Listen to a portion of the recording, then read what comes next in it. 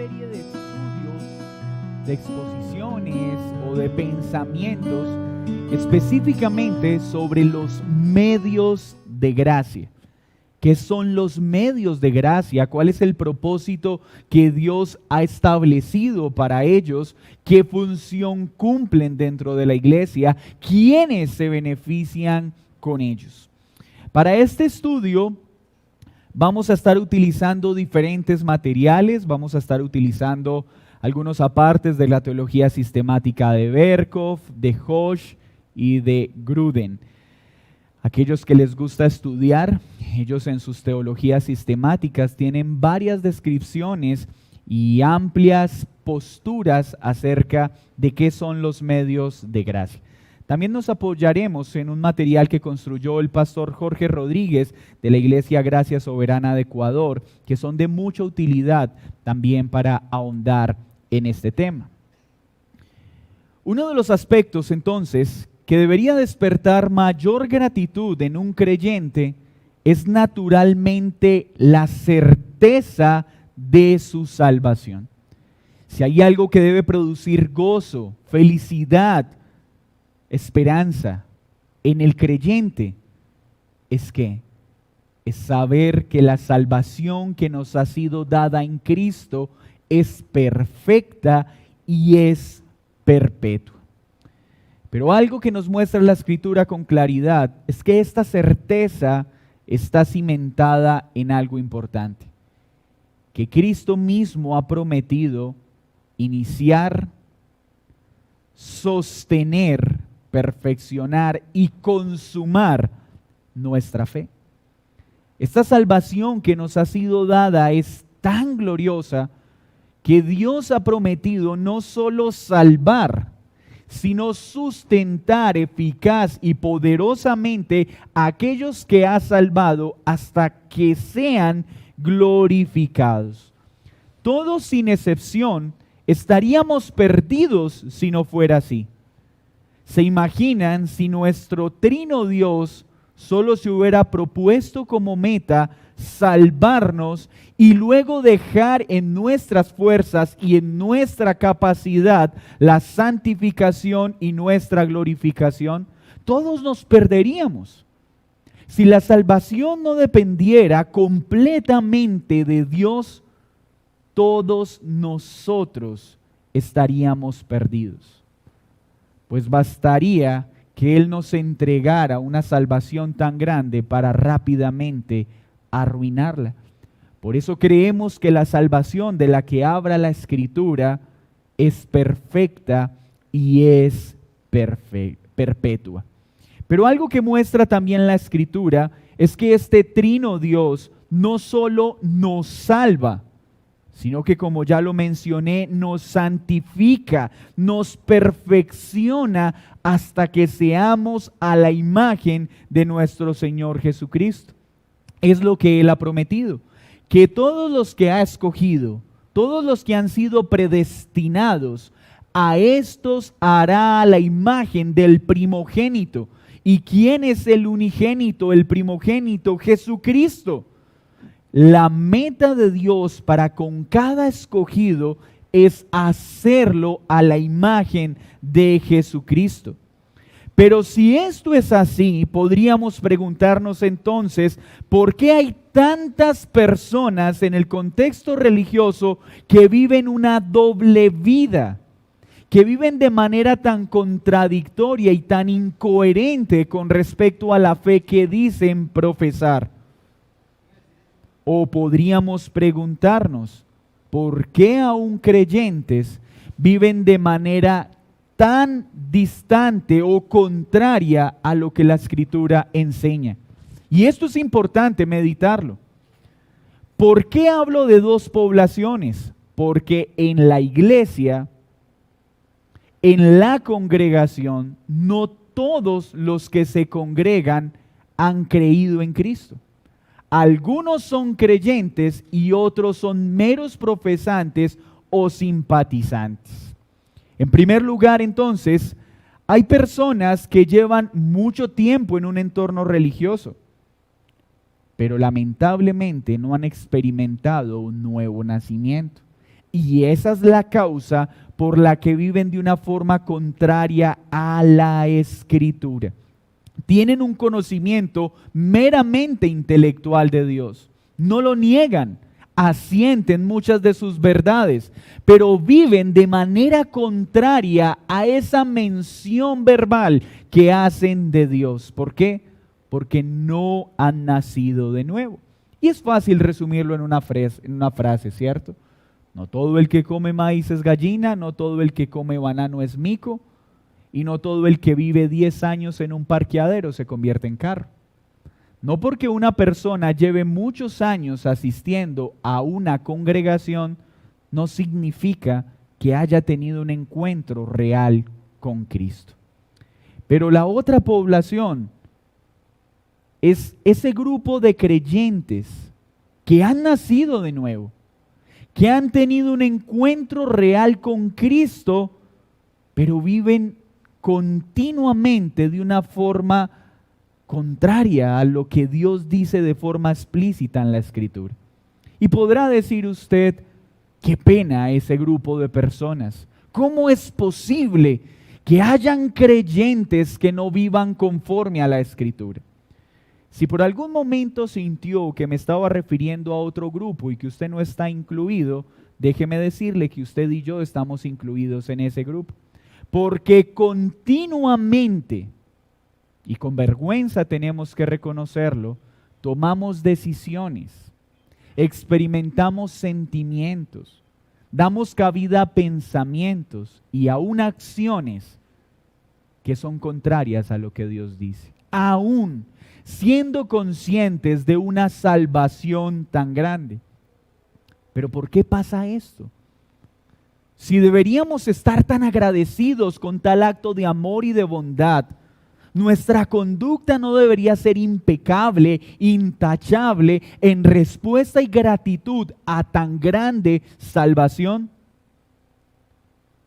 Pues aunque así debería ser, este estudio es una clara explicación de por qué no vivimos como deberíamos vivir. La razón es que ignoramos, descuidamos o somos mediocres, negligentes en el uso de los medios de gracia. ¿Por qué hay creyentes que aún teniendo una genuina conversión carecen de discernimiento, actúan de maneras inmaduras, contrarias a la Escritura? ¿Por qué hay creyentes que son fácilmente influenciables por las ofertas que hace el mundo? A tal punto que, como lo dice la confesión de fe, puede parecer a nuestra vista que no han creído. Usted dirá, ¿es esto posible? Pues por no citar muchos ejemplos, David es uno de ellos. Un creyente genuino que cometió terribles perversidades por descuidar los medios de gracia. Así que la razón común, cotidiana, por la cual nosotros no vivimos las vidas de obediencia que la Escritura demanda, es porque descuidamos los medios de gracia. Todo creyente que anhela crecer en su santificación, que tiene un sincero deseo por ser santo, porque el Dios en el que ha creído es santo, encontrará en los medios de gracia el recurso para que esto sea una realidad y no solo un deseo. En esta introducción que voy a hacer en esta noche sobre los medios de gracia, espero poner como cimiento la base teológica de este hermoso tema. El Señor ha provisto salvación a su pueblo, y dice Efesios claramente en el capítulo 2, que lo ha hecho por gracia. Por gracia sois salvos, no por obras, para que nadie se gloríe. ¿Y qué significa una salvación por gracia? Es decir, que no hay mérito alguno en aquel que recibe dicha salvación. Es un regalo que no merecemos. La salvación es por gracia. Cuando decimos entonces que esta salvación que es por gracia está acompañada por medios de gracia, lo que queremos decir con ello es que estos medios que Dios ha provisto para santificar a su pueblo también son por gracia, no son por mérito. Bien Dios pudo haber determinado solo salvarnos y dejar en nuestras manos exclusivamente nuestro proceso de santificación, pero no lo hizo. No solo nos salva, sino que nos da los medios para permanecer firmes en esa salvación tan grande y para ser santificados y madurados hasta que seamos a la imagen de Cristo Jesús. Los medios de gracia, permítame repetirlo, son entonces los medios, los instrumentos que Dios ha dado para que la iglesia, para que cada uno de sus hijos, para que cada una de sus ovejas, para que su esposa sea santificada. ¿Escuchó bien? Los medios de gracia son para los creyentes, para aquellos que han sido salvados por gracia. ¿Y cómo operan? Dios ha dado estos medios de gracia. Cuando el creyente observa o practica estos medios de gracia, el Espíritu Santo aplica su poder en el corazón del creyente para santificación. ¿Nota usted la diferencia entre la salvación y la santificación? La salvación es una obra monérgica. Dios salva. La santificación es una obra sinérgica. El creyente participa en su santificación. ¿Y cómo participa? Usando los medios de gracia. Aunque el Espíritu Santo bien podría santificar al creyente sin necesidad de usar los medios, como dice Berkov, le ha placido operar su gracia cuando el creyente observa los medios de gracia. Es decir, Dios podría hacernos santos sin nuestra participación, sí, pero a Él le ha placido, por el puro afecto de su voluntad, establecer unos medios que al usarlos nos permiten santificarnos. El descuido de estos medios en la vida cristiana es la causa principal por la que un creyente puede tener un caminar raquítico, inmaduro e inestable. Berkov dice que los medios de gracia podrían resumirse en la predicación de la palabra, el bautismo y la cena del Señor. Recuerden que el bautismo y la cena del Señor los conocemos como las ordenanzas, las dos ordenanzas que Dios ha dado a su iglesia, que ha ordenado administrar a la iglesia. Hosh dice que los medios de gracia son la predicación, estas dos ordenanzas, la cena y el bautismo, y la oración. Gruden dice que los medios de gracia son la predicación fiel de la palabra, el bautismo y la cena del Señor, la oración, la adoración, la disciplina eclesiástica, la ofrenda, la comunión, la evangelización y el servicio. ¿Quiere decir que piensan distinto? No, realmente están hablando de lo mismo, solo que particularmente Gruden se atreve a especificar algunos elementos que están contenidos en lo que bien Berkov y Hosh afirman. ¿Cuál es la base teológica entonces de estos medios de gracia? Acompáñeme a Mateo capítulo 16, versículo 13 al 19. Este texto es la base teológica de la exposición que haremos estos miércoles sobre los medios de gracia. Mateo 16, versículo 13 al 19. Viniendo Jesús a la región de Cesarea de Filipo, preguntó a sus discípulos diciendo: ¿Quién dicen los hombres que es el Hijo del Hombre? Ellos dijeron: unos Juan el Bautista, otros Elías, y otros Jeremías o alguno de los profetas. Él les dijo: ¿y vosotros quién decís que soy yo? Respondiendo Simón Pedro dijo: tú eres el Cristo, el Hijo del Dios viviente. Entonces le respondió Jesús: bienaventurado eres, Simón, hijo de Jonás, porque no te lo reveló carne ni sangre, sino mi Padre que está en los cielos. Versículo 18. Y yo también te digo que tú eres Pedro, y sobre esta roca edificaré mi iglesia, y las puertas del Hades no prevalecerán contra ella. Y a ti te daré las llaves del reino de los cielos, y todo lo que atares en la tierra será atado en los cielos, y todo lo que desatares en la tierra será desatado en los cielos. Aunque este texto es bastante rico en detalles, por razones del tema que nos concierne, solo me centraré en el verso 18. Jesús está enseñando a sus discípulos sobre quién es Él. Y acaba de suceder algo claro que queda contenido en este texto.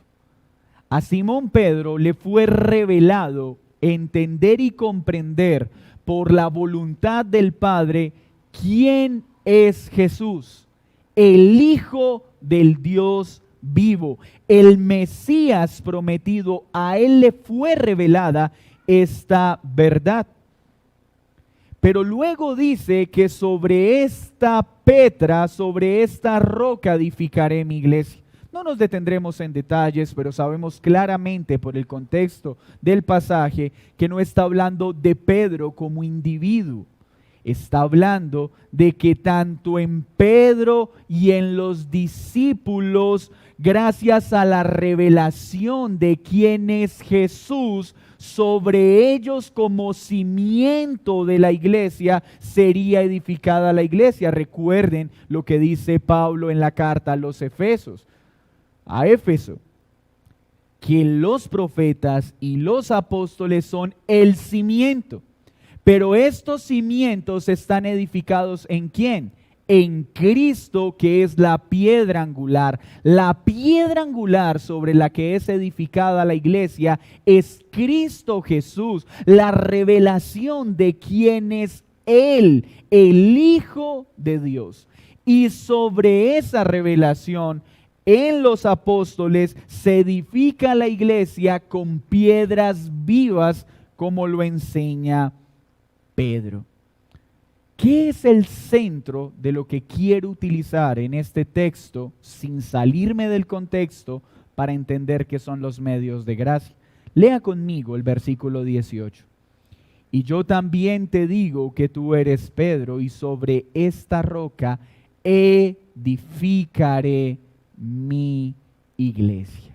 Jesús está estableciendo una promesa explícita que ya había sido anunciada también en muchos profetas en todo el Antiguo Testamento. Cristo es el encargado de edificar su iglesia. Él con sus manos, con su poder, el mismo poder que creó todo lo que existe, el mismo poder que sustenta todas las cosas, el mismo poder que hará nuevos cielos y nueva tierra, es el poder que edifica la iglesia. Edificar en el griego es ikodomeo, que significa construir. Jesús lo que está diciendo es: yo mismo, con mi poder y mi autoridad, yo, el Hijo de Dios, construyo la iglesia. No dice que hará el intento, lo está afirmando. lo está prometiendo. Y Él no es hijo de hombre para que mienta, ni hijo de hombre para que se arrepienta. Así que este texto nos da un importante cimiento. Dios prometió edificar su iglesia, construirla. Y el material que usa para construirla ya no son bloques, ya no son ladrillos, son piedras vivas. ¿Y quiénes son las piedras vivas? Cada creyente, cada ser humano que es trasladado de las tinieblas a la luz. Entonces, el creyente camina bajo esta promesa, que Dios está edificando su iglesia. Y si Él es quien lo hace, nadie podrá dañar, obstruir o paralizar su tarea. Pero bien, estamos hablando que ya no se trata de un templo físico. Recuerden que después de la desobediencia del pueblo de Israel y una vez fue derribado el templo, el Señor bien había enseñado que ya no se necesitaría un lugar físico para adorarle, sino que Él sería adorado en el templo espiritual, en la iglesia que Él está conformando, a través de los creyentes. Por eso la iglesia es conocida como el templo espiritual de Dios. Mire lo que dice 1 Corintios 3:16. ¿No sabéis que sois templo de Dios y que el Espíritu de Dios mora en vosotros? Nosotros conformamos ese templo espiritual. ¿Quiénes? Las piedras vivas el Señor ha tomado para edificar su iglesia. Pero este proceso de edificar, de construir la iglesia, también había sido anunciado por Zacarías, capítulo 6, versículo 11. Acompáñeme, por favor. Zacarías 6, versículo 11. Tomarás pues plata y oro y harás coronas y las pondrás en la cabeza del sumo sacerdote Josué, hijo de Josadat. Y le hablarás diciendo, así ha hablado Jehová de los ejércitos, diciendo, he aquí, el varón cuyo nombre es el renuevo, el cual brotará de sus raíces y edificará el templo de Jehová. Él edificará el templo de Jehová y Él llevará gloria y se sentará y dominará en su trono y habrá sacerdote a su lado y consejo de paz habrá entre ambos. ¿A quién apunta esta profecía? A Cristo. Pues Él es quien edifica un templo, pero ya no un templo físico, sino un templo espiritual. Por eso ya no estamos esperando que se levante una vez más el templo en Israel. Esto sería contradictorio con lo que Dios dice en su palabra, que Él ya no busca ser adorado en un lugar físico, sino en un templo construido por piedras vivas, por la iglesia. La idea del templo siempre tuvo que ver con una edificación permanente y perfecta que sería reedificada por el Mesías. Esta edificación, como bien lo plantea el pastor Rodríguez, se da de dos formas. Primero, si este templo es espiritual y se edifica o se construye con piedras vivas, es el Señor mismo quien tiene que salvar a los individuos, convertirlos en piedras vivas y unirlo a su edificio. Esta promesa de edificar a la iglesia indica que el Señor hace todo de principio a fin. Él va por los elementos que son ¿quiénes? Los creyentes. Pero antes de ser creyentes, ¿qué éramos? Enemigos de Dios. ¿Y qué hace? Nos salva mediante el Evangelio, nos une a Cristo, nos convierte en piedras vivas. Toma hombres muertos del mundo, les da vida, los salva, les da fe para que crean y una vez creen, son puestos en su edificio.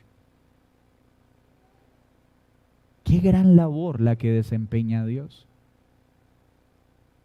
Pero no coge las piedras vivas y simplemente las deja ahí. Lo segundo que está indicando esta promesa es que Él sigue trabajando en su edificio. Él no se aparta de él. Él no deja su obra iniciada, sino que trabaja perpetua y perfectamente en la construcción de este edificio.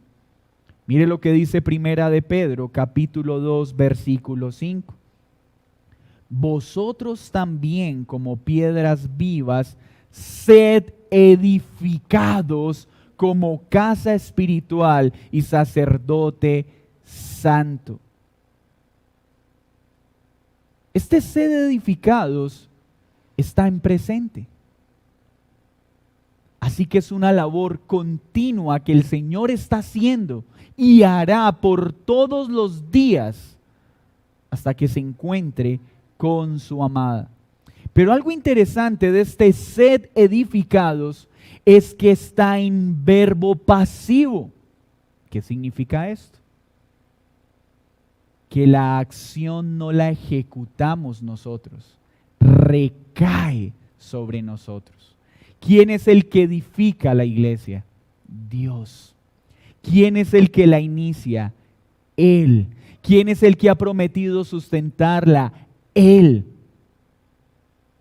Esto nos da una gran confianza. Pero luego exhorta a sus piedras vivas a que sigan creciendo en la gracia. ¿Recuerdan lo que hemos visto en Pedro? Crezcan en la gracia y en el conocimiento del Señor Jesucristo. Él nos toma, Él nos salva, Él nos santifica, pero nos ha dado la responsabilidad de crecer en santidad.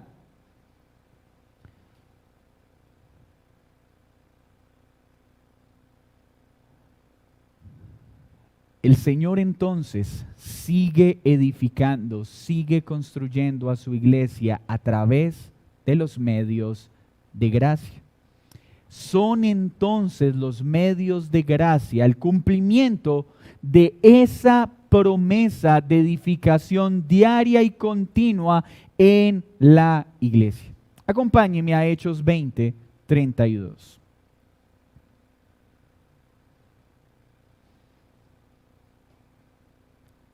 Hechos 20:32 dice: y ahora, hermanos, os encomiendo a Dios y a la palabra de su gracia, que tiene poder para sobreedificaros y daros herencia con todos los santificados.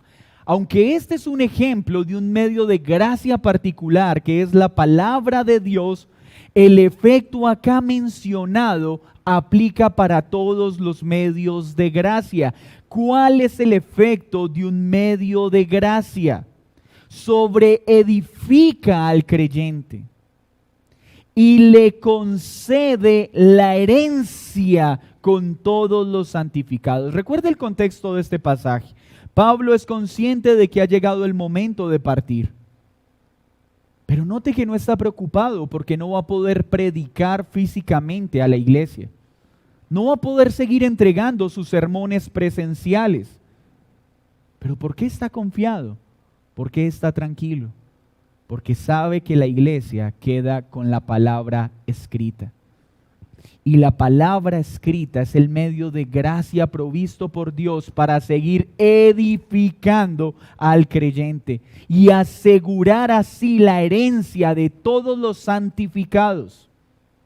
¿Quién santifica? El Espíritu de Dios. ¿A quiénes? A los que Cristo ha justificado. ¿Cómo lo hace? A través de los medios de gracia. Entonces, por eso es importante tener esta base teológica. Cuando hablamos de los medios de gracia, estamos hablando de los instrumentos que Cristo estableció para seguir trabajando en la iglesia que Él vino a salvar, por la cual se entregó para redimir, para limpiarla, para purificarla, para santificarla.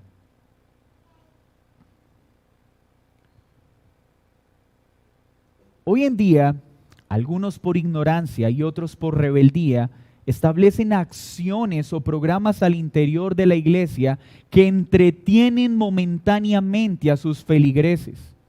Conciertos, obras de teatro, luces, etcétera, etcétera, etcétera. Pero estas actividades en nada contribuyen ni a la salvación ni a la santificación de los asistentes. La iglesia moderna tristemente ha cambiado los medios de gracia por actividades de entretenimiento y cosas superficiales que al final no producen ningún bien. Continuamente escuchamos preguntas, pero aparte de la predicación en esta iglesia, ¿qué más programas tienen? ¿Qué actividades de entretenimiento tienen? No, la palabra, la oración, la cena del Señor, el bautismo. No, sí, es que tú no me entiendes. No, yo sí te entiendo. Eres tú el que no me entiende. El Señor ha establecido en su palabra cuáles son los medios eficaces para salvar y para santificar. Es por eso que en nuestro tiempo tenemos un número elevado de supuestos creyentes entretenidos con grandes espectáculos y conciertos, pero cada vez más alejados de ser más como Cristo. ¿Y por qué? Porque esos no son los medios que Dios ha establecido para edificar su iglesia. La iglesia solo será edificada haciendo lo que la Escritura enseña, no lo que cada comensal desea. Porque la iglesia no es un restaurante que se ajusta a las necesidades de sus comensales. La iglesia es el lugar donde se nos enseña a vivir sujetos a lo que Dios ha establecido en su palabra. Pero hay algo importante también en esta introducción. Y es que cuando hablamos de estos medios de gracia, la palabra, la oración, la cena del Señor, el bautismo, estos medios de gracia están enmarcados en la vida de iglesia. Ojo con esto. En este tiempo tenemos las famosas iglesias emergentes o aquellos grupos religiosos que quieren despojarse de todo tipo de autoridad, jerarquía o orden en la iglesia. Entonces, está bien, el Señor ordenó la Santa Cena, pero yo puedo tomarla en mi casa con mi familia. Está bien, yo no necesito una iglesia. ¿Acaso yo no puedo orar a solas en mi cuarto? ¿Acaso yo no puedo leer la Escritura a solas? Mis hermanos, estos medios de gracia pueden ser usados en lo privado. Es más, todo creyente debe orar y leer la palabra. Pero la cena del Señor no es algo que podemos hacer en casa, es algo que Dios estableció para la vida de iglesia. El bautismo no es algo que puedo hacer en mi casa, es algo que el Señor estableció en la vida de iglesia. Y los medios de gracia de los que estamos hablando tiene que ver entonces cuando el creyente es expuesto a la predicación fiel de la palabra, no solo a la lectura privada de la misma. Cuando pasa tiempos de oración en lo privado, pero participa de la oración congregacional. La oración no es un espacio, venga, ¿qué hacemos de 6:30 a 7 antes de la predicación? Oremos. No, nosotros oramos como iglesia antes de cada culto porque entendemos que es un medio de gracia que Dios ha provisto para bien de la iglesia. Así que como no hay salvación sin Cristo, no hay cristianismo sin iglesia. Todo el que siga insistiendo que puede tener una relación a solas con Dios sin vivir articulado a una iglesia local es porque no ha leído la Biblia. Porque la Biblia ordena la vida en comunidad. Entonces, cuando entendemos este aspecto, los medios de gracia podemos llamarlos esos verdes pastos, el alimento que Dios ha provisto para que sus ovejas puedan transitar por este difícil desierto. Los medios de gracia son los instrumentos que Dios ha establecido para edificar su iglesia. Son los medios de gracia los que nos permitirán crecer en santidad y poder decidir con acierto, crecer en discernimiento. Las torpes decisiones que tomamos, los torpes negocios que efectuamos, las torpes decisiones que traen agobio, agonía, tristeza a nuestra vida, son por alejarnos de los medios de gracia y querer utilizar otros medios. Pero cuando nos ceñimos a los medios de gracia, sin importar cuán molestos puedan ser para nuestra carne, maduraremos, creceremos en nuestra santificación, seremos más como Cristo. Dice Primera de Pedro 2:5, vosotros también como piedras vivas sed edificados, como casa espiritual y sacerdocio santo. Mis hermanos, cada creyente es un sacerdote en un sentido de la palabra y ha sido traído a vida para ofrecer sacrificios espirituales aceptables a Dios por medio de Jesucristo. La razón por la que estamos siendo edificados entonces es para que podamos ofrecer estos sacrificios espirituales agradables a Dios, para ejercer ese sacerdocio santo que en un sentido todo creyente tiene. Todo creyente es un sacerdote que debe ser edificado apropiadamente. Y esto solo es posible con los medios de gracia. Sin estos medios no podrá hacer lo que le corresponde. Por eso tantas veces experimentamos frustración, porque al emprender o al hacer ciertas cosas, no estamos siendo dirigidos ni alimentados por los medios de gracia. El Señor edifica la iglesia y por eso le ha dado una responsabilidad de crecer a través de los medios de gracia. Lo hace para establecer un sacerdocio santo. Él sigue alimentando nuestra vida a través de estos medios. Tenemos la responsabilidad de usarlos. Si no, estaremos raquíticos. Si no, seguiremos siendo seducidos por las cosas mundanas. Nos faltará discernimiento para poder diferenciar entre lo bueno y lo malo. Pero viene algo importante. ¿Quién puede usar los medios de gracia? Solo aquellos que son piedras vivas encontrarán su verdadero beneficio. ¿Quiere decir usted entonces que un incrédulo no puede acudir a la palabra de Dios? Claro. ¿Quiere decir usted que un incrédulo no puede orar? Sí. Pero no tendrá ningún efecto permanente en su vida. Hay personas no creyentes que en el ejercicio de participar de una iglesia aprenden, usan los medios de gracia, adoptan conductas de creyentes sin serlo. Y tarde o temprano esas conductas se vendrán abajo porque son superficiales, son producidas por el hombre y no permanecerán. Así que podemos concluir de esta introducción lo siguiente. No hay programas, no hay actividades que nos ayuden a crecer como creyentes, excepto los instrumentos que Dios ha establecido en su palabra.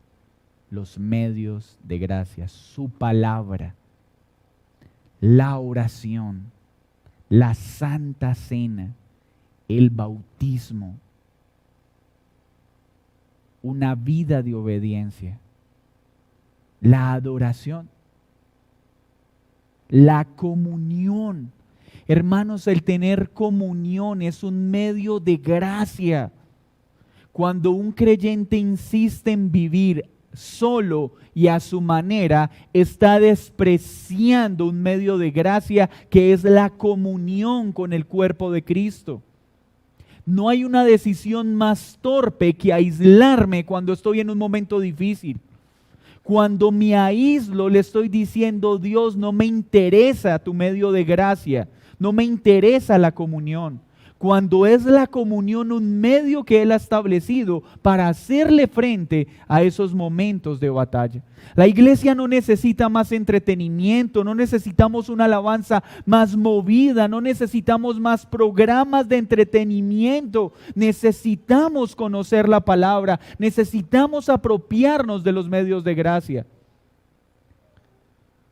El pastor Rodríguez dice lo siguiente: todos estos programas inventados por los hombres son simples respiradores artificiales.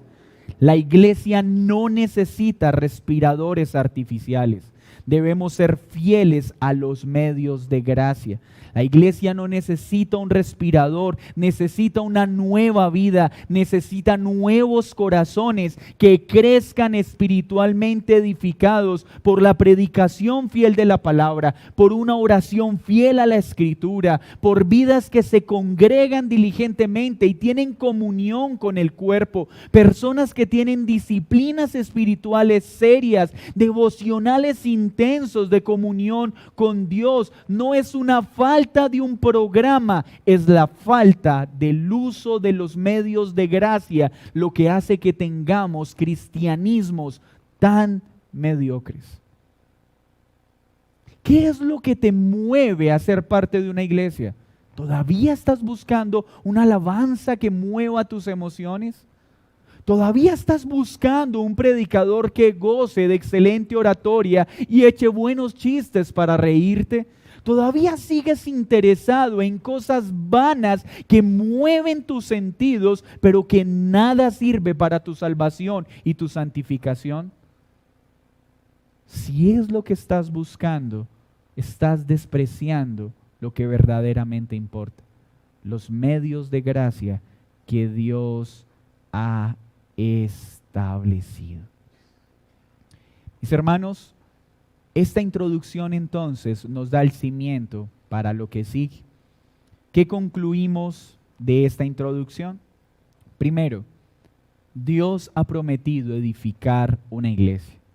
Ya no un templo físico, sino un templo espiritual, conformado por piedras vivas, muertos que Él tomó por gracia y les dio vida, les dio fe para creer, los salvó, les dio su espíritu y los une a su edificio espiritual, el cual crece cimentado en la piedra angular que es Cristo. Pero no solo prometió hacer el edificio, prometió seguir edificándolo todos los días y nadie podrá destruirlo, porque las puertas del Hades no prevalecerán contra la iglesia. Y la promesa de edificación se lleva a cabo a través de los medios de gracia, que son ¿cuáles? La predicación fiel de la palabra de Dios, la oración, las ordenanzas, que son dos, ¿cuáles? La cena del Señor y el bautismo, la comunión, como dice Gruden, la ofrenda, el servicio, la evangelización. Estos elementos los estaremos viendo durante los siguientes miércoles. No necesitamos algo distinto a la Escritura. Lo que tú necesitas es la palabra de Dios y lo que ella enseña. Es lo que yo necesito. Esos son los verdes pastos que nos traen descanso. Estos son los medios que nos harán crecer. Si no estás creciendo en tu vida espiritual, es porque estás descuidando los medios de gracia. ¿Qué es lo más importante? ¿En qué sigues invirtiendo tu tiempo? ¿En las cosas pasajeras de este mundo o en lo eterno? Demos gracias al Señor. Padre amado, gracias por este cimiento que hoy establecemos por tu palabra. Pues hoy entendemos que la iglesia no ha sido creada por hombres, como muchos afirman. Fuiste tú quien la estableció y eres tú quien la sigue edificando. Gracias porque mientras éramos enemigos tuyos, por tu gran misericordia y con el gran amor que nos amaste, nos trajiste a la vida, nos lavaste, nos limpiaste y ahora nos sigues edificando a través de tus preciosos medios de gracia. Perdónanos por la ligereza con la que los usamos. Perdónanos por lo descuidados que somos con la palabra, con la oración, con la cena del Señor, con nuestra comunión como iglesia, con el ofrendar, con el servir, con el evangelizar. Perdónanos, Señor, porque aún intentamos ser santos usando cosas distintas a lo que tu palabra enseña. Gracias por esos verdes pastos que nos provees para seguir caminando firmes en medio de este desierto. No queremos ser más creyentes infantiles, inmaduros, llevados por cualquier viento de doctrina. Queremos crecer en santidad. Perdónanos por todo el tiempo que perdemos en lo que poco importa. Y aviva nuestro corazón durante este tiempo de estudio para que como iglesia crezcamos en la diligencia del correcto uso de los medios de gracia. Gracias por iniciar la iglesia y gracias porque la sigues edificando. Porque nada ni nadie podrá impedir que tu reino se establezca. Gracias por aquel día en que nos convertiste en piedras vivas. Y gracias porque la obra que has empezado no quedará inconclusa. En Cristo Jesús. Amén y amén. Mis hermanos, era necesario poner este pequeño cimiento antes de poder ver cada medio de gracia en particular, para viajar con los pies bien puestos sobre tierra en la provisión que el Señor nos ha dado. Es el momento de madurar, no sigamos siendo más niños, no sigamos siendo más llevados por los vientos de doctrina, no sigamos siendo arrastrados por nuestras emociones. Es el momento de que comencemos a vivir por la palabra, a permanecer en la palabra y a ser edificados por los medios de gracia. Una feliz semana para todos y nos vemos el domingo con la ayuda del Señor.